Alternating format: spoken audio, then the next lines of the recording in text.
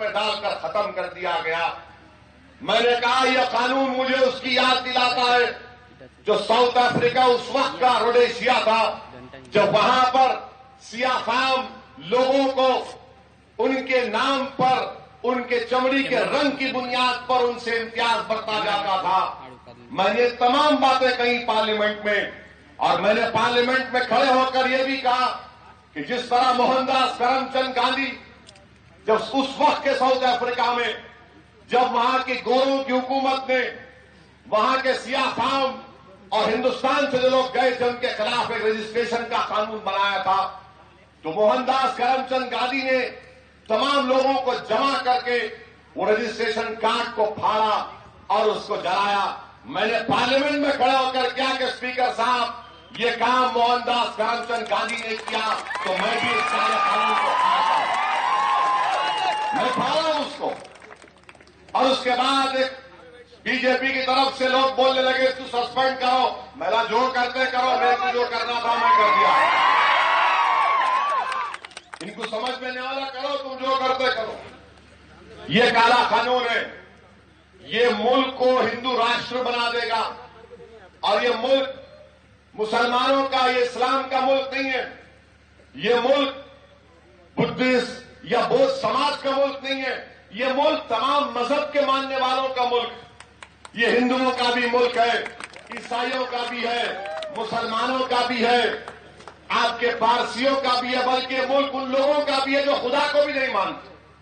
یہ ہمارے ملک کی خوبصورتی ہے، مگر موجودہ وزیر اعظم اس ملک کی خوبصورتی کو بگاڑنا چاہتے ہیں، اس ملک کی خوبصورتی کو بگاڑنا چاہتے ہیں، اور یہ ملک ساری دنیا میں مخصوص ہے اس لیے کہ یہاں پر ہمہ قسم کے لوگ رہتے ہیں۔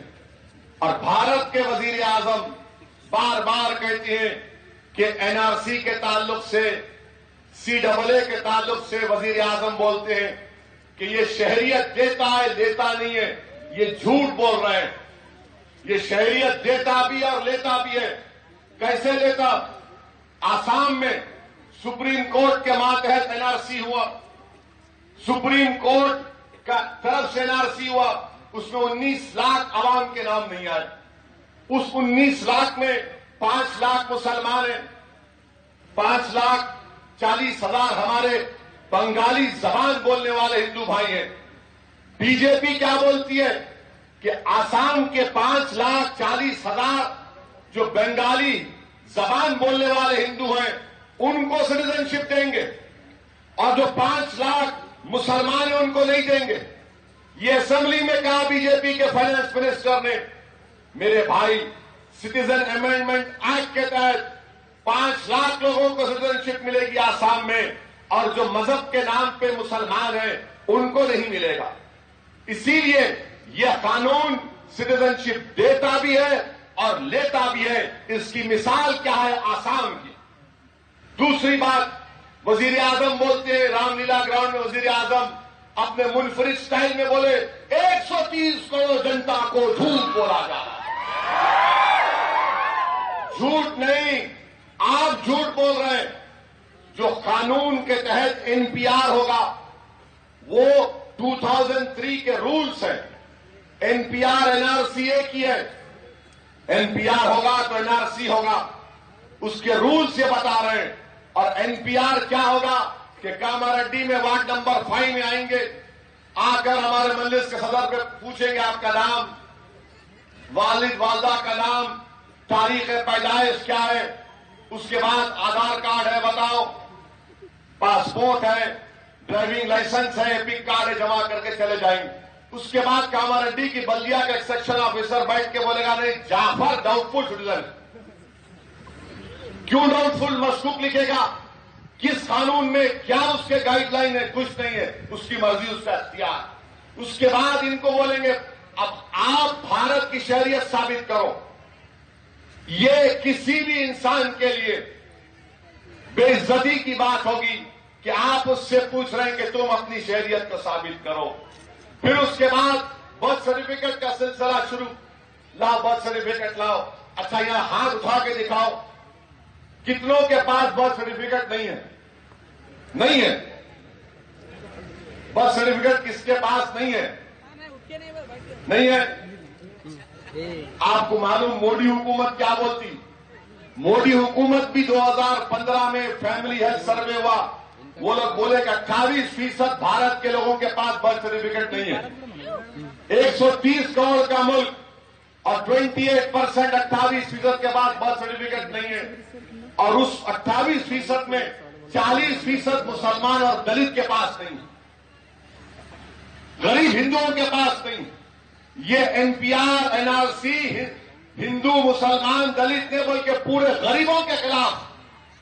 अब जब बर्थ सर्टिफिकेट बनाने जाएंगे तो बर्थ सर्टिफिकेट का कानून यह है कि पैदाइश के 1 साल के अंदर निकालना, बाद में निकाले तो ज्वाइंट कलेक्टर या फिर कलेक्टर के पास कार्रवाई जाती है, जुर्माना आपको देना पड़ेगा। अब जहां जुर्माने की बात आई वहां पर एजेंट खड़े हो जाते, 3000 रुपये दो, 4000 रुपये दो, तुम्हारे को बना के देते। कहां से लाएंगे गरीब ये? इसीलिए हुकूमत से कह रहे हैं कि नरेंद्र मोदी की हुकूमत एनपीआर एनआरसी को खत्म करे। एनआरसी का जो कानून है वो मैंडेटरी नहीं है, वो मैंडेटरी नहीं है, मगर हुकूमत एनपीआर एनआरसी करके भारत के गरीबों को मसाइब और मुश्किलात में मुब्तला करना चाहती है। ये मुसलमानों के खिलाफ इसलिए भी है, अगर एनआरसी हो जाएगी तो फिर जिनके पास डॉक्यूमेंट कागज नहीं है, जिसमें हमारे दलित, आदिवासी, हिंदू, मुसलमान सब आ जाएंगे, कई वर्षों के बाद शायद उन तमाम गैर मुस्लिमीन को सिटीजनशिप मिलेगी, मगर मुसलमान को नहीं मिल सकती। जब CAA का मामला, और हमको क्या करना पड़ेगा? फॉरेनर्स ट्रिब्यूनल में केस लड़ते रहना पड़ेगा, कभी डिटेंशन सेंटर में डाल दिया जाएगा। ये दुनिया में ऐसा कहीं पर भी ऐसा नहीं हुआ जिस तरह का यहां हमारे मुल्क में हो रहा है। ये CAA के खिलाफ हमको एहतजाज करना है। अल्हम्दुलिल्लाह मुश्तरका मजलिस अमल के तहत एहतजाज हुआ हैदराबाद में, और अल्लाह के फजल करम से तमाम लोग तिरंगा रैली में आए।